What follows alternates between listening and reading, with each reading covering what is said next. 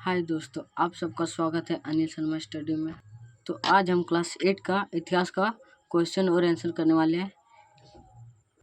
इससे पिछले वीडियो में हम लोग ने चैप्टर 10 का क्वेश्चन और आंसर किया था। अब हम लोग चैप्टर 11 का क्वेश्चन और आंसर करेंगे। चैप्टर 11 हमारा इस बुक का आखिरी चैप्टर है और हम लोग इसका क्वेश्चन और आंसर करेंगे। तो चलिए चलते हैं।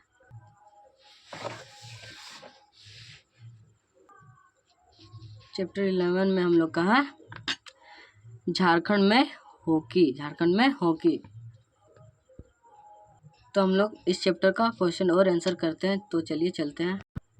1 नंबर में है रिक्त स्थानों की पूर्ति कीजिए। 1 नंबर में है रिक्त स्थानों की पूर्ति कीजिए। तो पहले हम लोग इन सब का रिक्त स्थान करेंगे, उसके बाद हम लोग क्वेश्चन और आंसर करेंगे। हम लोग का 1 नंबर में है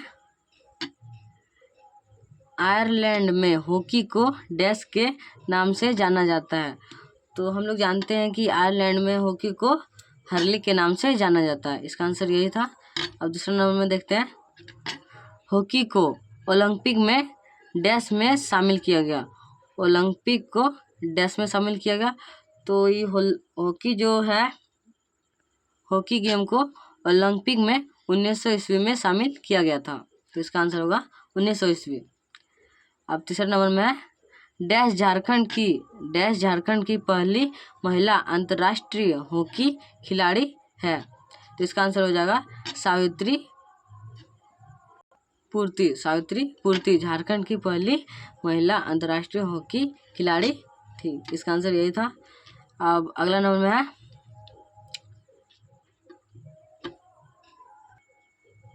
एम्स्टर्डम ओलंपिक में भारतीय हॉकी टीम के कप्तान डैश थे। इसका कप्तान जो था वो था जयपाल सिंह मुंडा। इसका कप्तान था जयपाल सिंह मुंडा। आखिरी नंबर में है मॉस्को ओलंपिक टीम में झारखंड के डैश शामिल थे। तो इसका आंसर हो जाएगा सिलवानुस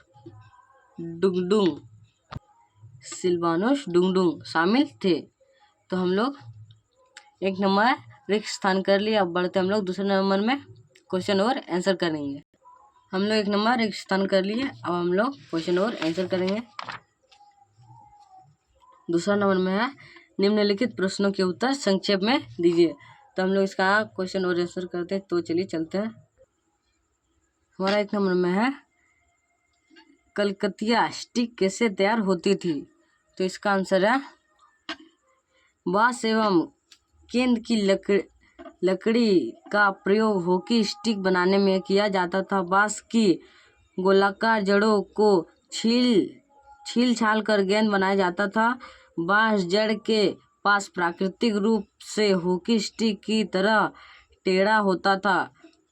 केंद्र की डाली को आग पर सेक कर उसके आगे के हिस्से को टेढ़ा करने के लिए जमीन में गाड़ दिया जाता था और शेष हिस्से को रस्सी से खींचकर झुकाते हुए किसी भारी पत्थर से बांध दिया जाता था।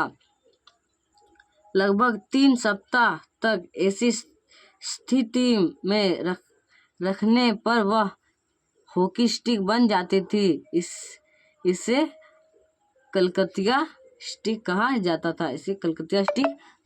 इसे जल्दी से नोट कर लीजिए। अब हम लोग बढ़ते अगले नंबर में। अगला नंबर में है